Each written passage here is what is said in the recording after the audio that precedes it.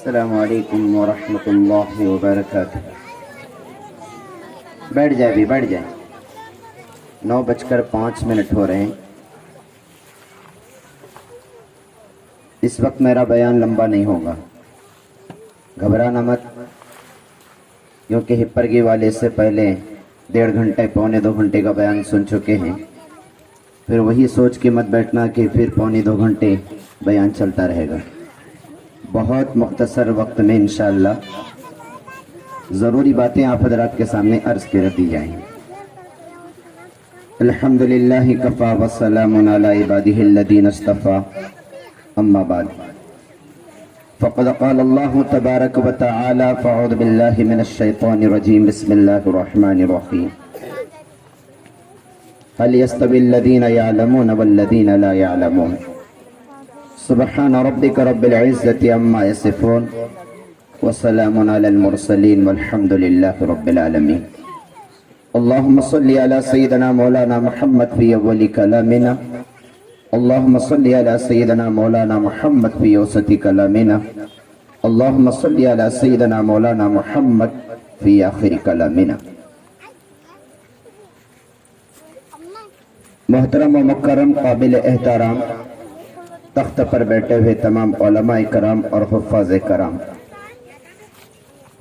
خصوصیت کے ساتھ حضرت حافظ غفران صاحب، حضرت حافظ ریاض صاحب، حضرت حافظ سبحانی صاحب دامت برکاتہم العالیہ، تمام آئے ہوئے مہمان کرام، سرپرست حضرات، پردے میں بیٹھی ہوئی خواتین، عزیز طلباء اور طالبات، آج کا یہ گلشن جو سجا ہے اور مہک رہا ہے، قرآن کی نسبت پر مکتب کے جلسے کے نام پر آج یہ گلشن سجایا گیا ہے۔ ہپرگی کے اندر یہ جو روشنی بارونق بابرکت ماحول اس وقت جو فضا میں نظر آ رہی ہے، زمین پر اور آسمان کے فرشتے فضا میں اس پر فخر کر رہے ہیں، یہ بہت ہی زیادہ قیمتی مجلس ہے۔ اللہ کی رحمتوں کا نزول ہو رہا ہے، رحمتوں کی بارش ہو رہی ہے، فرشتے اللہ کے دربار میں خوشخبری کو لے کے جا رہے ہیں کہ ہپرگی کے اندر 3 مکتبوں کا مجموعی اجلاس قرآن کے عنوان پر، قرآن کے نام پر جو ہو رہا ہے، اس پر فرشتے فخر کر رہے ہیں۔ رب کریم کے دربار میں خوشخبری سنائی جا رہی ہے۔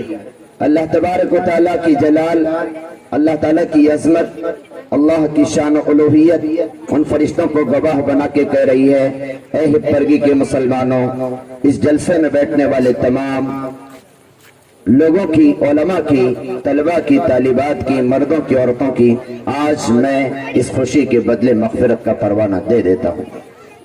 کتنی بڑی سعادت کی بات ہے، قرآن مقدس سے بڑھ کر کوئی مجلس سجائی نہیں جا سکتی۔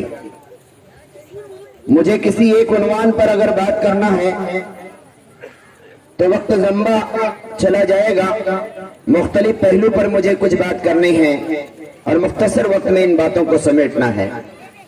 پہلے تو قرآن کی تعلیم کی عظمت اور اہمیت آج ہمارے دلوں سے جو نکل گئی ہے، آج دنیا کے جدید ماحول کے اندر جدید تعلیم یافتہ لوگ قرآن کی تعلیم کو ایک دم کمتر سمجھ رہے ہیں اور اپنے ایجوکیشن کو اور اپنی پڑھائی کو اعلیٰ درجے کی پڑھائی سمجھ رہے ہیں۔ ایک حافظ کے ساتھ، ایک عالم کے ساتھ ان کی بات کرنے کا ان کا جو انداز ہے وہ اس طرح ہے کہ سامنے جو حافظ اور عالم کھڑا ہے وہ میرے مقابل میں جاہل ہے۔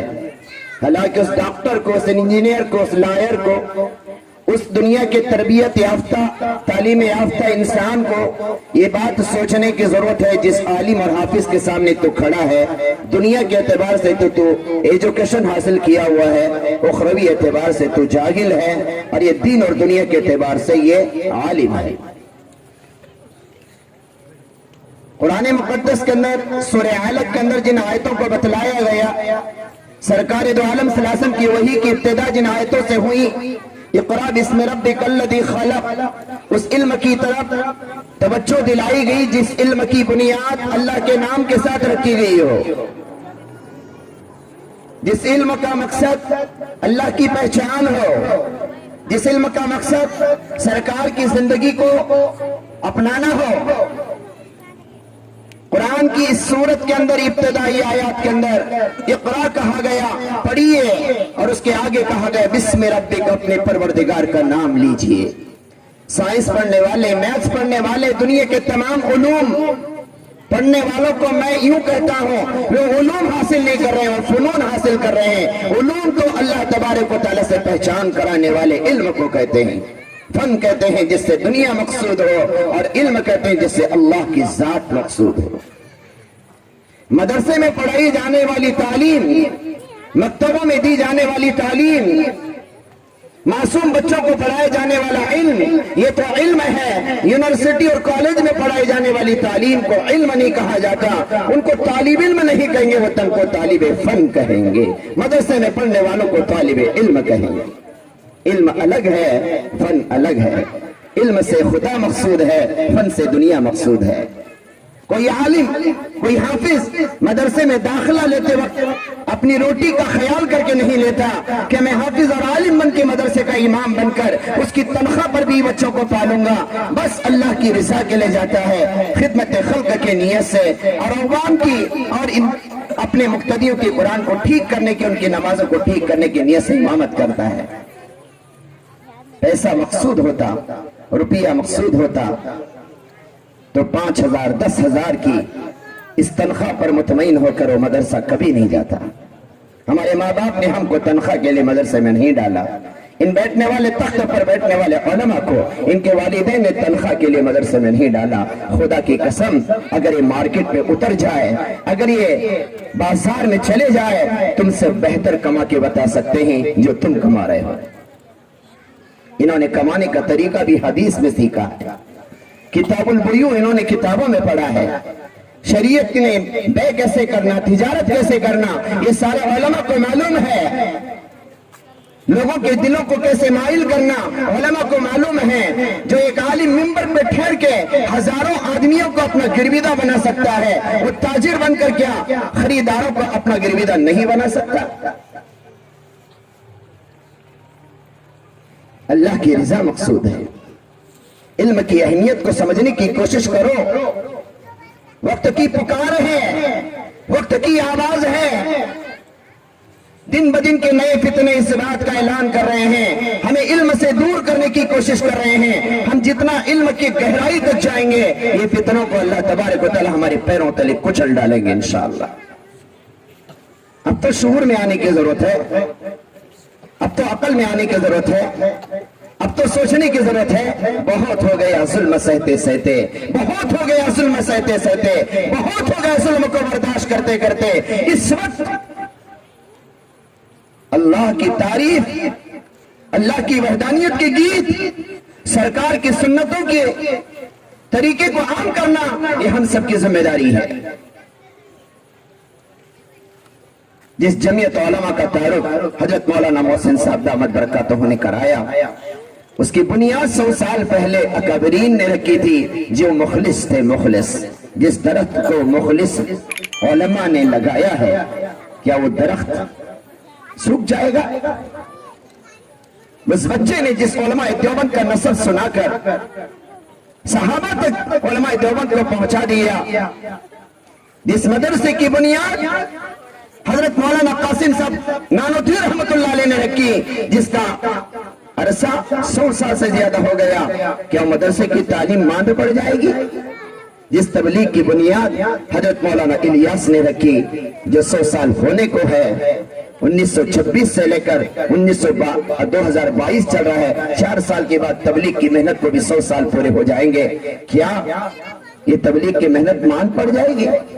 ये 3 तंजीमें हैं दुनिया की जिनकी मुद्दत 100 साल हो चुकी है। इल्म की मेहनत, देवबंद से चलने वाली मेहनत, जमीयत की मेहनत, तबलीग की मेहनत, ये तीनों मेहनतों को अल्लाह ताला ने मुखलिसीन के इखलास की बरकत से पूरे दुनिया में ऐसे आम कर दिया, कयामत के आखिरी सुबह तक इंशाअल्लाह इन तीनों मेहनतों का डंका बजता रहेगा। नारे तकबीर, नारे तकबीर, उलमाए देवबंद जिंदाबाद, उलमाए देवबंद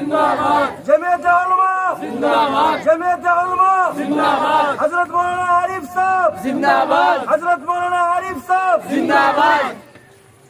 इन मेहनतों का डंका कयामत की आखिरी सुबह तक बजता रहेगा। इस्लाम की फितरत में कुदरत ने लचक दी है, इस्लाम की फितरत में कुदरत ने लचक दी है, उतना ही उभरेगा जितना कि तुम दबा दोगे। बातिल ताकत इस्लाम को मिटाने की कोशिश कर रही है। अंदलुस की तारीख मुल्क हिंद में दोहराई जा रही है। मैं आपको हिंदुस्तान की तारीख पर मुख्तसर 5-10 मिनट के अंदर रोशनी डाल के मैं बताना चाहता हूं। अंदलुस की तारीख यहां पे दोहराकर ये बात हमें बताई जा रही है कि अंदलुस से इस्लाम को जिस तरीके से मिटाने की कोशिशें की गई, हिंदुस्तान से इस्लाम को मिटाने की नापाक कोशिश की जा रही है। आपको पता है, मैं आपको एहसास कमतरी से निकालना चाहता हूं। आप कभी एहसास कमतरी का शिकार मत होना। पता है एहसास कमतरी किसको कहते हैं? आए दिन मुसलमानों पर जो जबरदस्त हमले हो रहे हैं, फिरकापरस्त ताकतों की तरफ से मुसलमानों पर जो हमले हो रहे हैं, कभी हिजाब का मसला, कभी तलाक का मसला, कभी बाबरी मस्जिद का मसला, कभी ये मसला, कभी वो मसला, आए दिन जो मुसलमानों पे हमले हो रहे हैं, इन हमलों को देखकर, मॉब लिंचिंग को देखकर, मजलूम पर जो जुल्म हो रहा है उसको देखकर मुसलमान इस वक्त ऐसा से कमतरी में मुब्तला हुआ है कि मुसलमानों के साथ ये क्यों हो रहा है, मुसलमानों के साथ ये क्यों हो रहा है, ऐसा से कमतरी में मुब्तला हुआ है। मैं आपको खुशखबरी सुनाना चाहता हूं। इसी मुल्क के भारत में 700 साल मुसलमान हुकूमत कर चुके हैं। कितने साल? फख्र से कहो 700 साल। इस मुल्क के भारत के अंदर, हिंदुस्तान कहना मैं पसंद नहीं करता, भारत कहना पसंद करता हूं।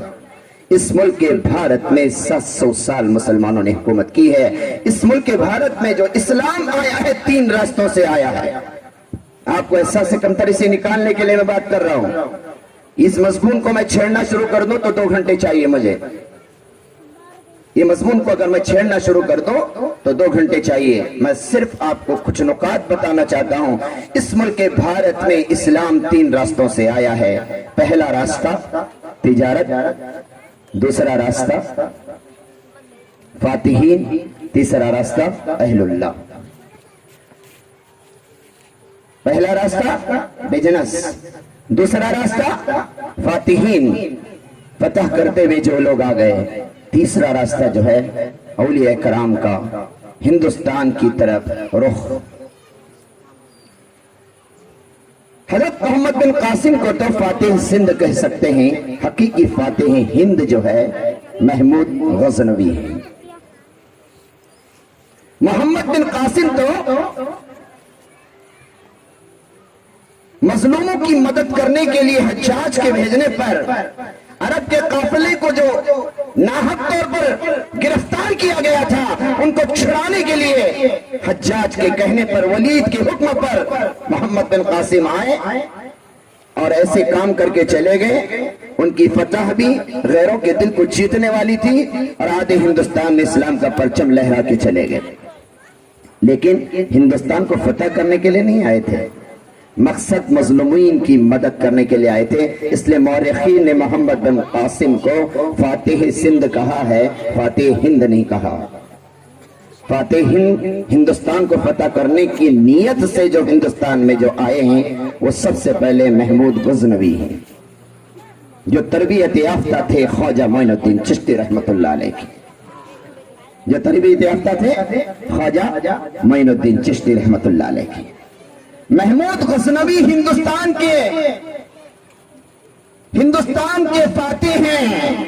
इस्लामी निजाम चलाने वाले सबसे पहले हिंदुस्तान के अंदर शहाबुद्दीन गौरी है। हिंदुस्तान का पहला हुक्मरान कुतुबुद्दीन ऐबक है। 3 बातें याद रखो। हिंदुस्तान के अंदर, मुल्क भारत के अंदर फतह करने वाले, पूरे मुल्क को फतह करने वाले महमूद गजनवी। اور یہاں پہ اسلامی نظام قائم کرنے والے شہاب الدین غوری، اور ہندوستان کا سب سے پہلا بادشاہ، مسلمانوں کا بادشاہ، 700 سال حکومت کا سب سے پہلا بادشاہ قطب الدین ایبک۔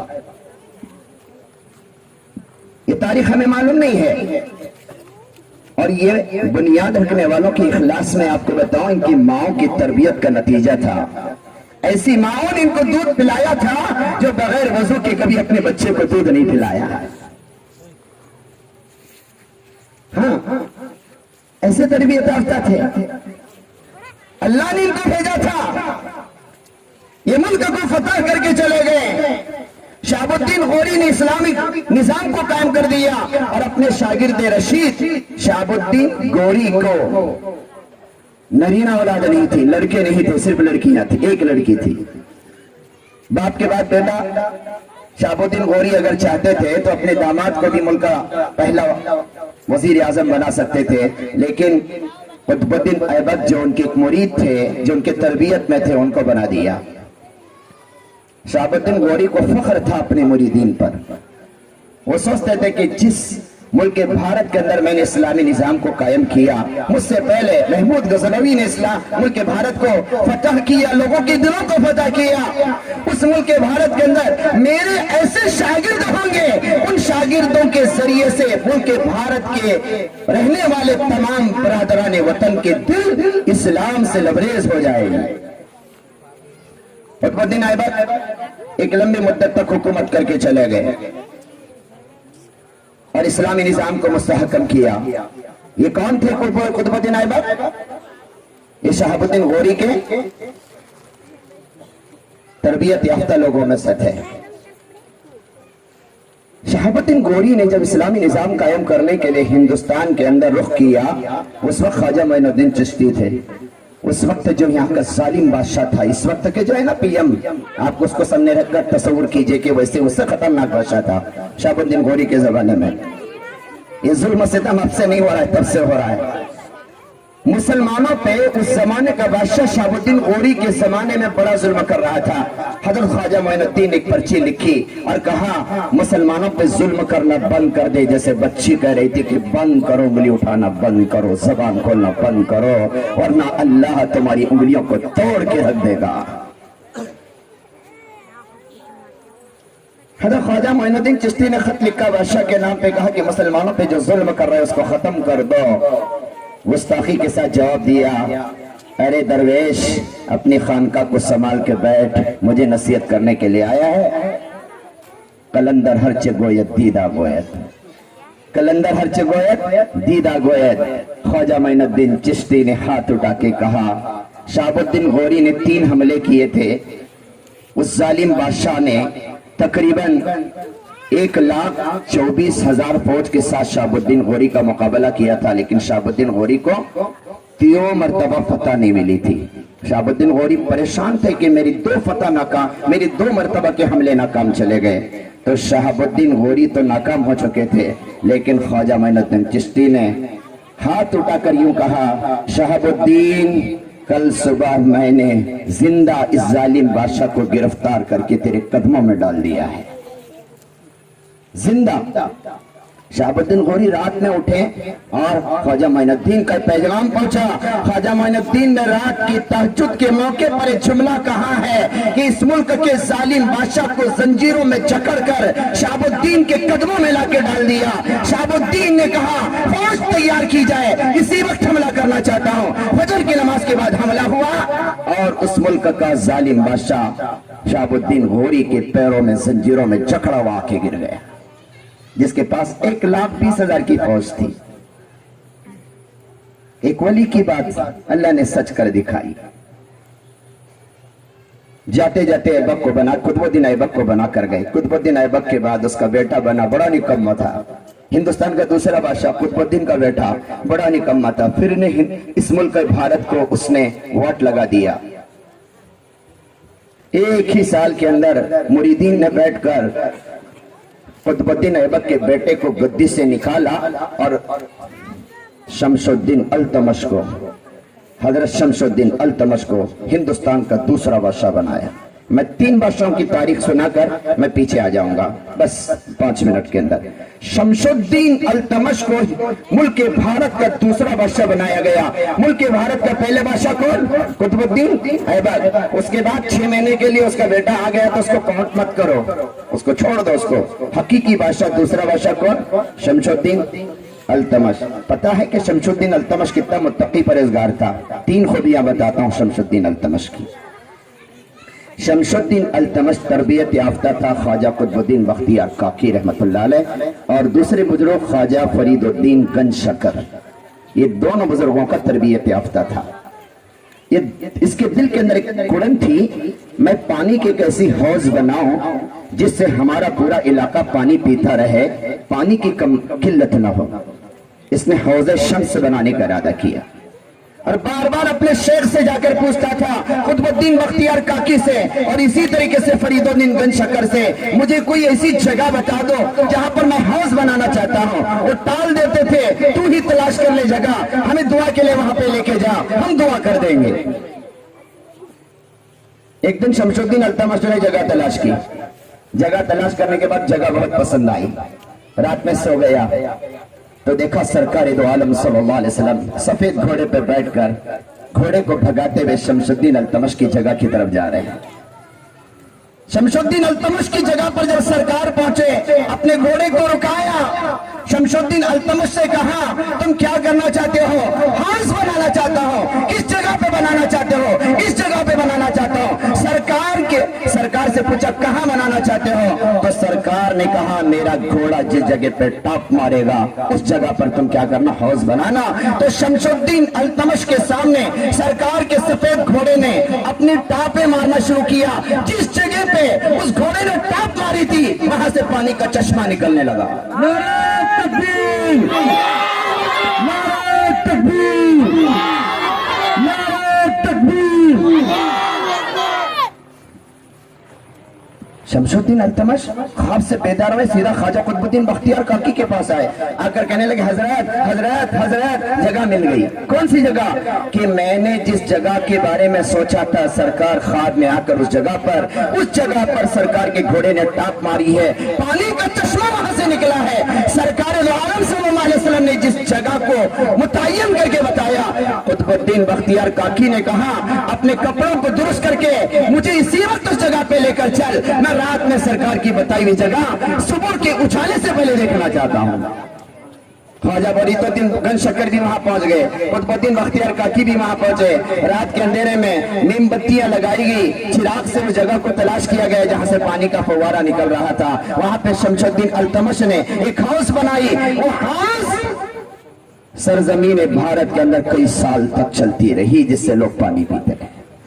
جیسے دارالعلوم دیوبند کی بنیاد حضرت مولانا قاسم صاحب نانوتوی نے رکھی ہے، لیکن خواب میں اس کا جو میپ ہے سرکار نے بتایا ہے۔ جب یہ مدرسہ بند ہوگا، ارے یوگی کی حکومت، یو پی کی حکومت، تم لاکھ کوشش کرو لیکن ہمارا مدرسہ تو مدرسہ ہے۔ تبلیغ کو بند کرنے کی کوشش، خانقاہ کو بند کرنے کی کوشش، جمعیت کو بند کرنے کی کوشش، دعوت کو بند کرنے کی کوشش، یہ تو ہو نہیں سکے گی۔ اس کی بنیاد رکھنے والے مخلصین تھے۔ شمس الدین التمش کے بارے میں ایک اور واقعہ سناتا ہوں۔ خواجہ قطب الدین بختیار کاکی رحمت اللہ علیہ کا واقعہ آپ کے لیے سنا رہا ہوں۔ یہ بچوں کے ماں باپ سن لو دھیان سے۔ خواجہ قطب الدین بختیار کاکی کی ماں اتنی متقی پرہیزگار تھی، دیندار تھی کہ اپنے بچے کی جو تربیت بچپن سے جو کی تھی، اللہ سے رشتے کو جوڑا تھا۔ بچہ جب گھر پہ آتا تھا، ماں سے روٹی مانگتا تھا، جیسے آپ روٹی مانگتے ہو نا امی سے، اسکول سے آ کے روٹی کون کون مانگتے ہیں؟ سب مانگتے ہیں نا۔ روٹی جب مانگتے تو آپ کی امی کیا کرتے ہیں؟ روٹی دیتے نا۔ لیکن خواجہ قطب الدین بختیار کی ماں روٹی نہیں دیتی تھی، کہتی تھی کہ روٹی تم مجھ سے کیوں مانگتا ہے؟ کیا تجھے مکتب کے حافظ صاحب نے نہیں پڑھایا کہ روٹی اللہ کے لاتے ہیں، پانی اللہ پہ لاتے ہیں، پیدا اللہ نے کیا، سب کچھ کرنے والی ذات اللہ کی ہے، کیا تجھے نہیں پڑھایا؟ بچہ کہتا تھا پڑھایا تو ضرور ہے لیکن میں روٹی اللہ سے کیسے مانگوں؟ کہا کہ مانگنے کا طریقہ یہ ہے کہ نماز پڑھ کے مصلی بچھانا، 2 رکعت نماز پڑھ کے دعا کرنا، اللہ سے کہنا مجھے بھوک لگی روٹی دے دے، اللہ تیرے لیے روٹی کا انتظام کر دے گا۔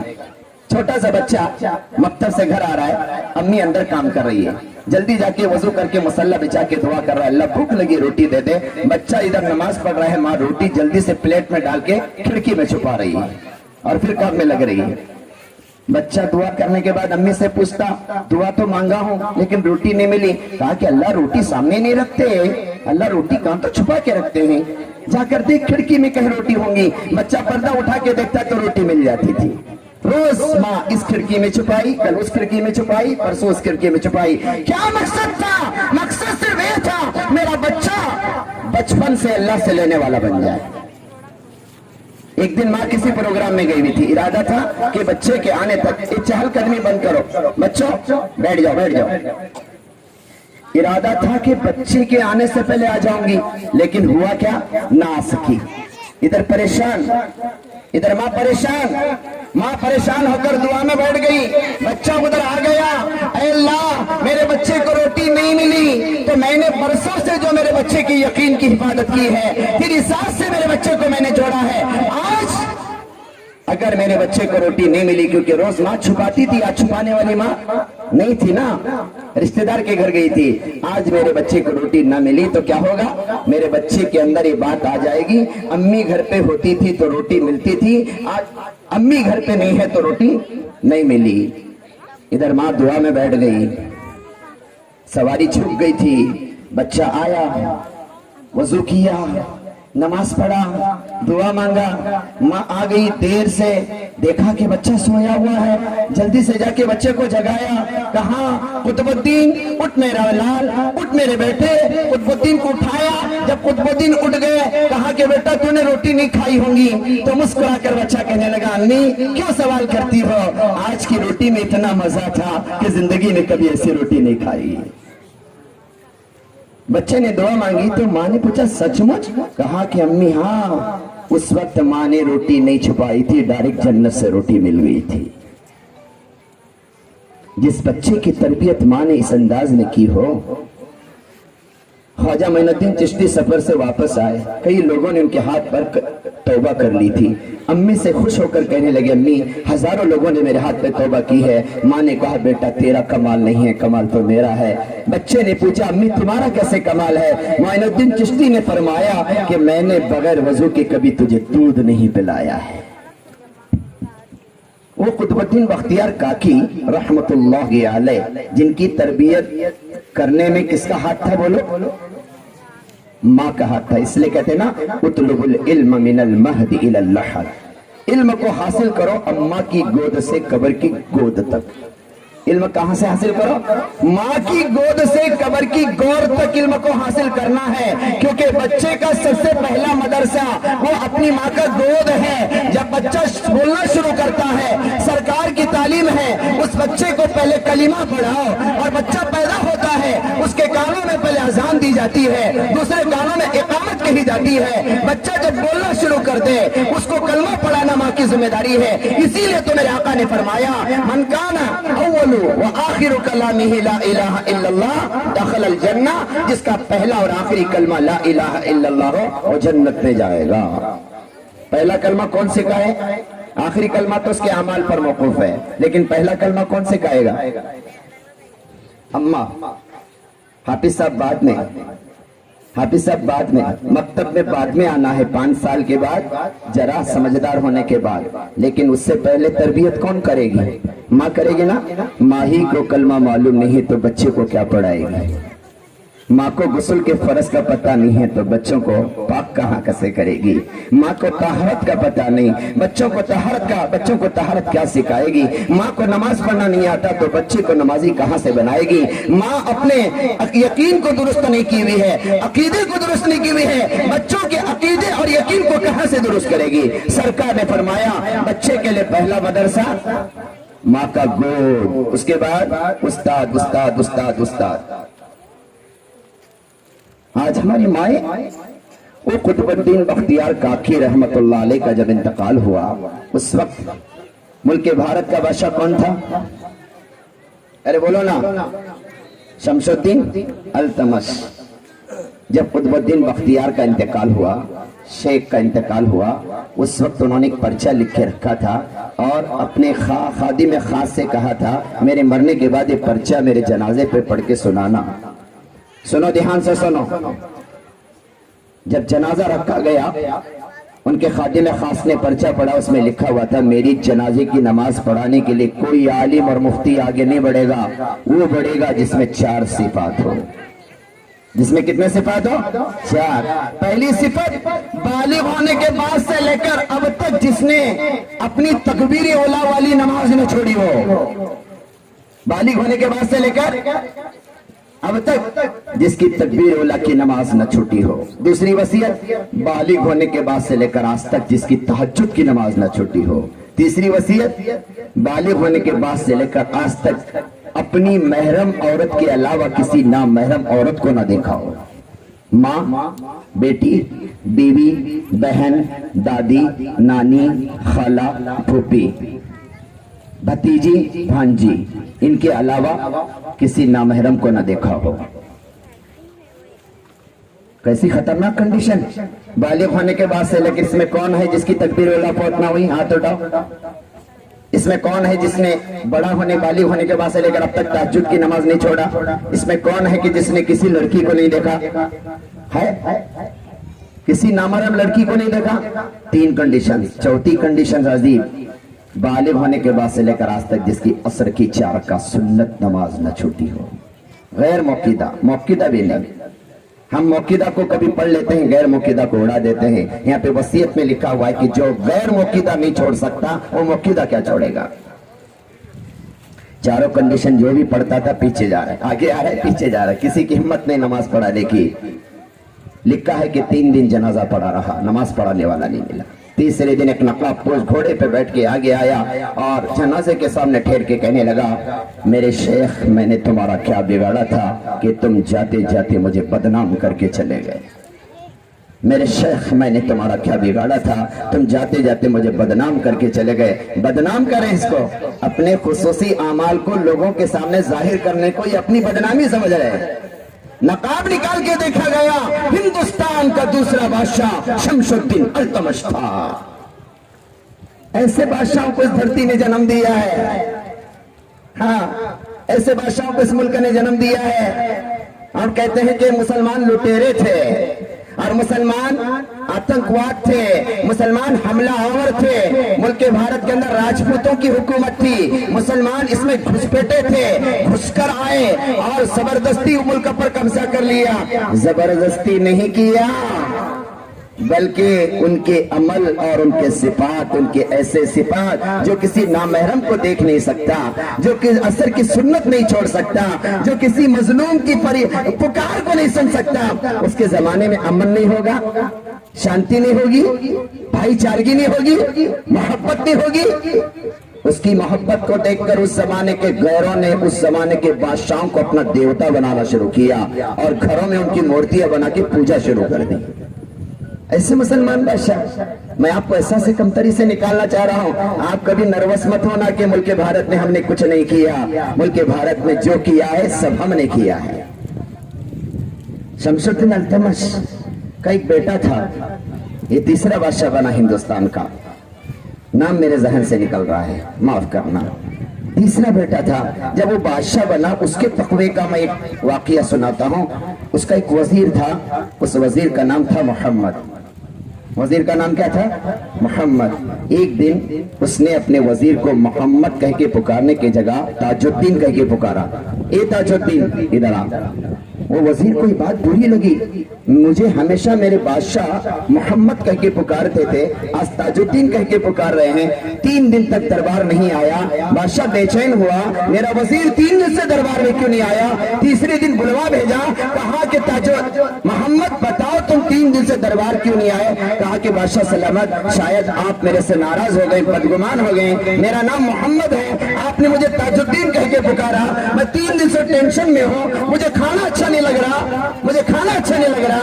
आपने मुझे ताजुद्दीन क्यों कहा, मोहम्मद क्यों नहीं कहा? तो बादशाह ने आंखों में आंसू लाकर कहा, जिस वक्त मुझे तुझे पुकार रहा था उस वक्त मेरा वजू नहीं था اور محمد میرے نبی کا نام ہے، میں بغیر وضو کے زبان سے لانا نہیں چاہتا تھا، اس لیے میں نے تجھے تاج الدین کہہ کے پکارا۔ بتاؤ ملک بھارت کا تیسرا بادشاہ حضور کا نام بغیر وضو کے زبان سے نہیں لے سکتا تھا تو کتنا متقی تھا۔ 3 بادشاہوں کا تذکرہ بس نا، قطب الدین ایبک، شمس الدین التمش اور ان کے صاحبزادے، یہ 3 بادشاہوں کی مسلمانوں کی ایسے حکومت ملک بھارت میں 600 برس تک رہی ہے۔ کتنے برس تک؟ آخر میں جب مغلیہ سلطنت کا زوال شروع ہو گیا، اس وقت عیاش پرست لوگ آنے لگے جنہوں نے عمارات پر پیسہ خرچ کرنا شروع کیا، تعمیرات پر پیسہ خرچ کرنا شروع کیا، جنہوں نے عیاشی کے اندر ایک ملک بھارت کا، ایک مغلیہ سلطنت کا بادشاہ اپنے رقص و ناچ کرا رہا ہے اور ناچ کی محفل سجی ہوئی ہے، قوالی لگائی گئی ہے، اور آ کر ایک جاسوس کہہ رہا ہے کہ آتم حملہ ہو رہا ہے۔ باگل کوٹ تک حملہ ور پہنچ چکے ہیں، کہا کہ باگل کوٹ تک پہنچے ہیں، ابھی رب کا بھی بہت دور ہے۔ بادشاہ کتنا عیاش تھا، کتنا عیاش تھا۔ حملہ آوروں کی جماعت باگل کوٹ تک پہنچی ہے، باگل کوٹ تک پہنچے ہیں نا، باگل کوٹ سے بنہٹی دور ہے، بنہٹی تک آ گئی۔ دوسرا آ کے بھاگ کے بولا وہ حملہ کرنے والے بنہٹی تک آ گئے، ہپرگی دور ہے، ابھی ہپرگی کو آنے دو۔ اب بتاؤ ایسا عیاش بادشاہ کہ حملہ کرنے والوں کی فوج جو ہے باگل کوٹ کو آ رہی ہے، اسے فکر نہیں، اور کہاں تک آ رہی ہے؟ بنہٹی تک آ رہی، فکر نہیں، جب ہپرگی کو آئے گی تب میں اٹھوں گا، دلی کی سلطنت پہ گدی پہ بیٹھ کر دلی کی راجدھانی تک پہنچنے کا انتظار کرنے والے کو اللہ باقی رکھیں گے۔ مغلیہ سلطنت کا زوال شروع ہو گیا، تعمیرات پہ پیسہ، تاج محل بنایا گیا، قطب مینار، لال قلعہ بنایا گیا، طرح طرح کی تعمیرات ہونے لگے۔ وہ مخلصین بادشاہوں کا رواج ختم ہو کر عیاش بادشاہ جب مسلمانوں میں آنے لگے، اللہ نے سوچا کہ نظام کو بدلنا چاہیے، کیونکہ اب مسلمان بادشاہت کے قابل نہیں ہیں۔ تلک الایام نداولها بین الناس، کس سے شکایت کرو گے؟ اللہ تو کہتے ہیں کہ میں دنوں کو بدل بدل کر، میں نظام کو بدل کر بتلانا چاہتا ہوں کہ نظام میرے ہاتھ میں ہے۔ تو اللہ نے کیا کیا؟ اللہ تعالیٰ نے وقتی طور پر 1857 میں انگریزوں کا تسلط مکمل طور پہ جب ہو گیا، دلی کی راجدھانی پر بہادر شاہ ظفر آخری چشم و چراغ تھا، اس کو پکڑ کر لے جایا گیا، اس کو انگریزوں نے گرفتار کر کے ناشتے کی دعوت دی، کہا کہ آخری ناشتہ انگریزوں کے دسترخوان پہ کرنا پڑے گا۔ بہادر شاہ ظفر کو ناشتے کے لیے بٹھایا گیا، اس کے سامنے ایک پرات پیش کی گئی، اس پرات کے اوپر پردہ تھا، اس پردے کو بہادر شاہ ظفر کے سامنے جب اٹھایا گیا تو اس کے 3 بیٹوں کی گردن کٹی بھی اس پرات میں تھی۔ یہ مسلمانوں پہ حال آتا ہے۔ 1857 میں ہزاروں مسلمانوں کو مارا گیا، ان کی چمڑیاں ادھیڑی گئی، ان کو پھانسی کے پھندے پہ لٹکایا گیا، شہر بدر کر دیا گیا۔ بہادر شاہ ظفر تڑپ تڑپ کے مر گیا۔ مسلمانوں کا آخری بادشاہ، ہندوستان کا پہلا بادشاہ قطب الدین ایبک ہے، ہندوستان کا آخری بادشاہ بہادر شاہ ظفر ہے۔ روتے ہوئے کہنے لگا، مرنے وقت آخری جملے تھے، کتنا ہے بد نصیب ظفر دفن کے لیے، 2 گز زمین ملی کوہ یار میں۔ ہاں ہم آرام سے جیتے رہے اور اللہ ہماری مدد کرتا رہے، ہو سکتا ہے ابھی اللہ ہم کو پنشمنٹ دینے کے لیے 90 سال انگریزوں کو دیا ہے، اور 75 سے 76 سال اس وقت ان نام و نہاد لوگوں کو دیا ہے۔ 700 سال کی حکومت کرنے والے مسلمان صرف 170 سال ہو گئے حکومت سے دور ہیں۔ وقت قریب ہے، وقت کی پکار ہے، پنشمنٹ کا وقت ختم ہو رہا ہے، پھر سے بادشاہت مسلمانوں کے قدموں میں آنے والی ہے انشاءاللہ۔ کیا سمجھ رہے ہیں ہم لوگ؟ جس ملک بھارت میں 700 سال حکومت کرنے والے اگر 250 سال 2 سنچریاں بھی غیروں نے پوری نہیں کی ہیں تو نروس ہونے کی کیا ضرورت ہے؟ ہم نے 7 سنچری پوری کر لی ہے۔ सुधरने के लिए अल्लाह ने मौका दिया है। इसीलिए तो कहा इदा तबायातुम बिलईना व अखज़तुम अदनाबल बकरा व रदीतुम बिस्सर व तरकतुमुल जिहाद सल्लल्लाहु अलैकुम ज़ुल्ला ला यंज़िउ हत्ता तरजिउ इला दीनिकुम। मेरी उम्मत में 4 बुराइयां जब पैदा होंगी, पहली बुराई हराम का खाने वाली बनेगी, दूसरी बुराई दुनिया के पीछे हमेशा के लिए पड़ जाएगी, तीसरी बुराई प्रॉपर्टियों के झगड़े शुरू हो जाएंगे, चौथी बुराई हकीकी जिहाद को छोड़ देगी। ये 4 खराबियां जब मेरे उम्मत में आएंगी, अल्लाह के रसूल का फरमान है, ये खबर सादिक है, ये सच्ची है, सल्लल्लाहु अलैहि वसल्लम। अल्लाह ताला जिल्लत और रुसवाई जालिमों के जरिए से मेरी उम्मत पर मुसल्लत कर देंगे। ला यंज़िउ, इस जिल्लत और रुसवाई उस वक्त तक खत्म नहीं होगी हत्ता तरजिउ इला दीनिकुम, जब तक कि मुसलमान अपने हकीकी दीन पर तौबा करके वापस ना आ जाए।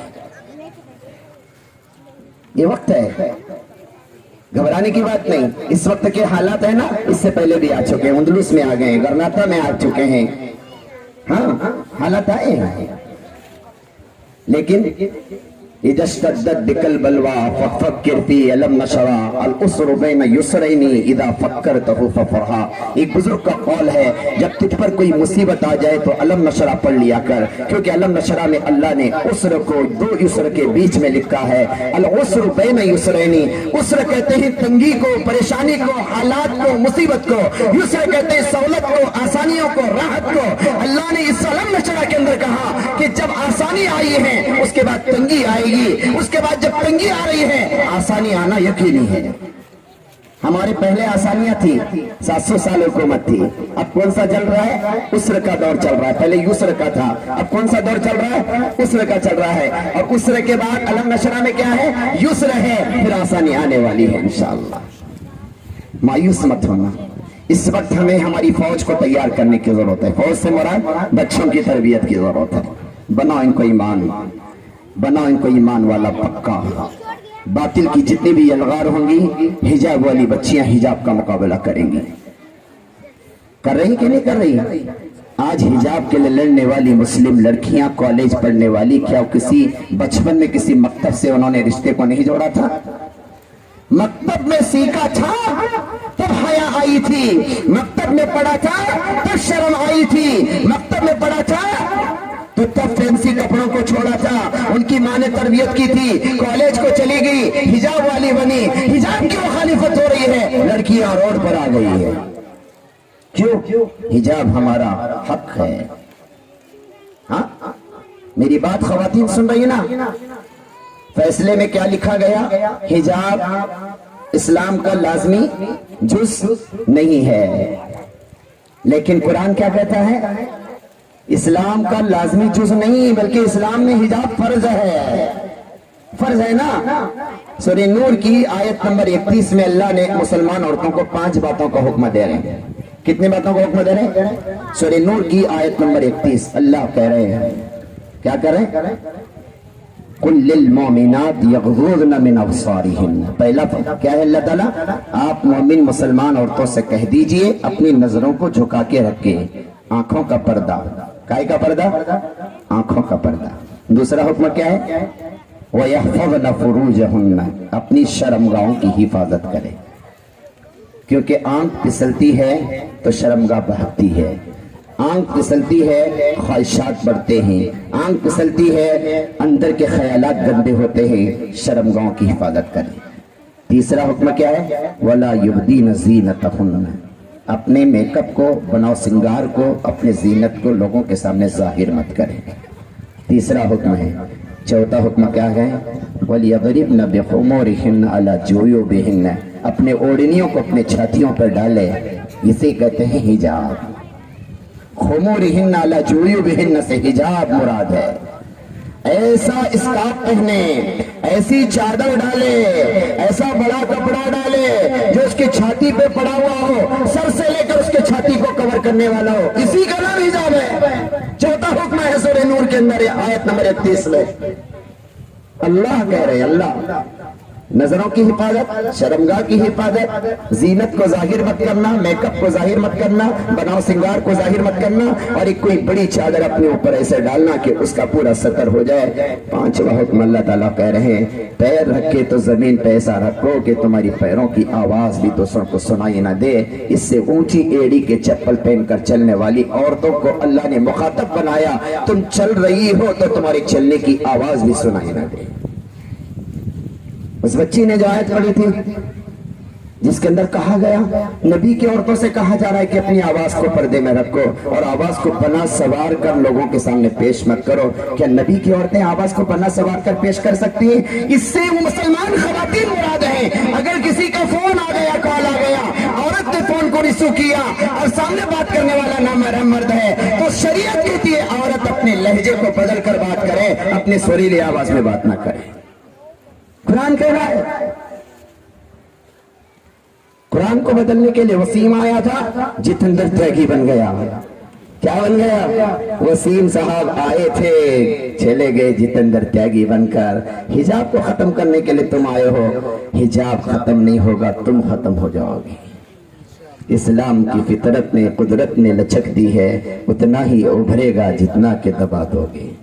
तुम शान मुसलमानी अमलन जो दिखा दोगे, इस्लाम का शैदाई दुनिया को बना दोगे। इस्लाम की फितरत है। इसके लिए मैं अपनी बात खत्म कर रहा हूँ। नमाजों का एहतमाम, कुरान की तिलावत, अभी रमजान आ रहा है, रमजान की तैयारी, 5 बातें रमजान के मुतालिक, 5 चीजें जो एहतमाम के साथ रमजान में 6-7 चीजें हैं रमजान में करने की बताता हूँ। पहली चीज जो रमजान के महीने के अंदर है वो रोजे का एहतमाम। किसी भी कीमत पर रोजा मत छोड़ो। रोजा आदमी के लिए ढाल है। अस्सियामु जुन्ना मा लम यखरी कहा, रोजा इंसान की ऐसी हिफाजत करता है जैसे ढाल सामने वाले के हमले को रोकती है। रोजा इंसान को गुनाहों से बचाता है। रोजे का एहतमाम। दूसरी चीज जो है, रोजे के साथ साथ फरिश्तों की मुशाहबत रमजान में इख्तियार करना। फरिश्तों की फितरत में इबादत है रमजान के महीने में आबिदा बनना, जाहिदा बनना, फरिश्तों की मुशाहबत को इख्तियार करना। तीसरी चीज तिलावत कुरान है। कसरत से कुरान के ताल्लुक, कुरान से अपने रिश्ते को जोड़ो, कुरान से मोहब्बत करो। रमजान के महीने में तय कर लो, अपना शेड्यूल बना लो, अपना निसाब बना लो, अपना टाइम टेबल बना लो, इतने पारे मुझे पढ़ना है, इतना कुरान मुझे पढ़ना है। इसके साथ साथ तरावी का एहतमाम। तरावी की नमाज नफिल समझकर, सुन्नत समझ के न छोड़ना। एहतमाम के साथ तरावी की नमाज मर्दों पर भी है, औरतों पर भी है। इसके साथ साथ जो है गमखारी का महीना है कि गरीबों की मदद, बीमारों की मदद, यतीमों की मदद, सदका और ज़कात के जरिए से एतिकाफ आखिरी अशरे के अंदर। रमजान का महीना शहर रमजान अल्लज़ी उन्ज़िला फ़ीहिल कुरान, रमजान का महीना बरकत का महीना है, रहमत का महीना है। इसकी बरकतों को हासिल करने की कोशिश करें, अपने बच्चों को पढ़ाएं। ये दूसरी मरतबा मैं हितपरगी को आया हूँ। 3 मकतब का जलसा है। हाफिज गफरान साहब, हाफिज रियाज साहब, हाफिज सवानी साहब, अल्लाह इनकी मेहनतों को कबूल फरमाए। अल्लाह तबारक व तआला इन बच्चों को तरक्की अता फरमाए। जिन बच्चों ने कुरान खत्म किया, अल्लाह ताला उनको कुरान को सीने में रखकर इस कुरान की तबलीग करने के लिए पूरे आलम में फैलने की अल्लाह तौफीक अता फरमाए। व आखिर दावाना अनिल हम्दुलिल्लाहि रब्बिल आलमीन। एक बात, ये बच्चे जो अभी यहाँ पर आकर सुनाए हैं, इन बच्चों के पीछे मेहनत किसकी लगी है? सब बोलो एक आवाज में, किसकी लगी है? हाफिज गफरान की, हाफिज रियाज की, हाफिज सवानी की। जितने जलसों में मैं अब तक गया हूँ, लोग इतने कंजूस हैं। हाफिज साहब अच्छा मोबाइल ले, तो हाफिज साहब कहाँ से लाए मोबाइल? हाफिज साहब अच्छी गाड़ी लेकर आए, हाफिज साहब के पास अच्छी गाड़ी कहाँ से है? इनको तो पगार हमें 5,000 देते हैं। कोई को तराश कर लेते हैं जी, इतना कोई को तराश कर लेते हैं। हाफिज साहब के कपड़े अच्छे रहे तो तराश, हाफिज साहब को मोबाइल रहे तो अच्छा तराश। जिस इमाम को तुमने इमाम बनाया है, उस इमाम को अच्छी पोजीशन में देखना नहीं चाहते? तुम्हारे बच्चे को अगर तुम्हारा तबलीग में गया हो, जमात पे कौन कौन गए बोलो, हाथ उठाओ। पहली मर्तबा ऐलान तय हुआ तो क्या हुआ? अमीर साहब ऐलान तय करे तो अत्तहियात की जगह पे ऐलान पढ़े छेगा ना। अत्तहियात तो लिल्लाही पढ़ने की जगह पे भाइयों बुजुर्गों दोस्तों दुआ के बाद तशरीफ रखिए, इंशाल्लाह दिन की बात होगी। उन्हें अत्तहियात की जगह पे वो पढ़ रहा, क्योंकि उसे सलाम फेरते उठ के ऐलान करना है, ऐलान करना है। उन्हें रटने लगे, उसे प्रैक्टिस कर रहा। ये माइक ले लेके बच्चे बेधड़क बोल के चले गए और आप खामोश सुनते रहे। इन बच्चों को मुजाहिद किसने बनाया? इन बच्चों को मुकर्रिर किसने बनाया? हाफिज गफरान ने, हाफिज रियाज ने, हाफिज सवानी ने इनामत दे रहे हैं। कौन इसमें से हाफिज साहब के लिए इनाम दिया? तुम्हारी जेब खाली है? इन मेहनत करने वाले बच्चों के वास्ते कौन इनाम दिया? मैं तो जलसों में कहता हूं, अरे तुम्हारे दिल कितने तंग हैं, सुनाने वाले बच्चों को इनाम दे रहे हो। हाफिज साहब को मेरे तरफ से 500 रुपए, हाफिज साहब को मेरे तरफ से 1000 रुपए।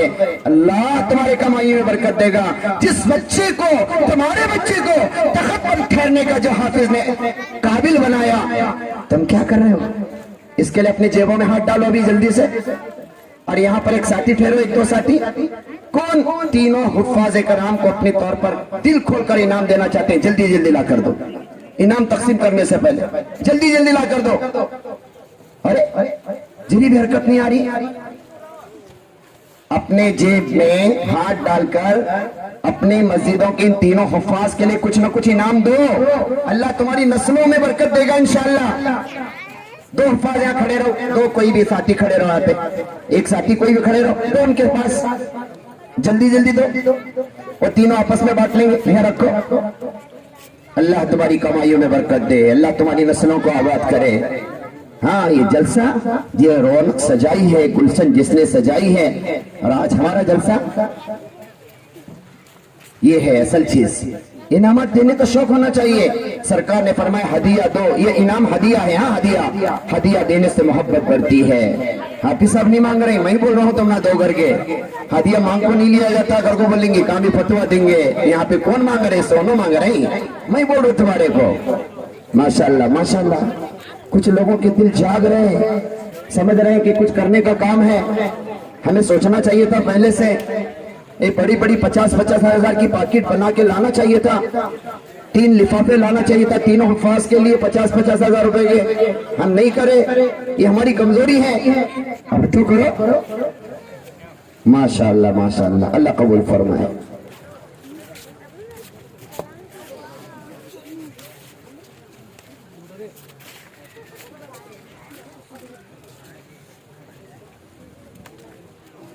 आज जो दे रहे हैं ना इनाम, कल देखना उसका बिजनेस कैसा होगा इंशाअल्लाह, उसका व्यापार कैसा होगा, बिजनेस कैसा होगा। जो अल्लाह के नाम पर जो देता है ना, वो कभी महरूम नहीं होता। जो बांध बांध के रखता है, सरकार ने हजरत अस्मा से फरमाया, अस्मा बांध बांध के रखा मत कर, खर्च किया कर। खर्च करने से पैसा बढ़ता है। ज़कात देने से पैसा घटता है क्या बढ़ता है? बोलो, ज़कात देने से पैसा घटता है क्या बढ़ता है? बढ़ता है, बढ़ता है। माशाअल्लाह।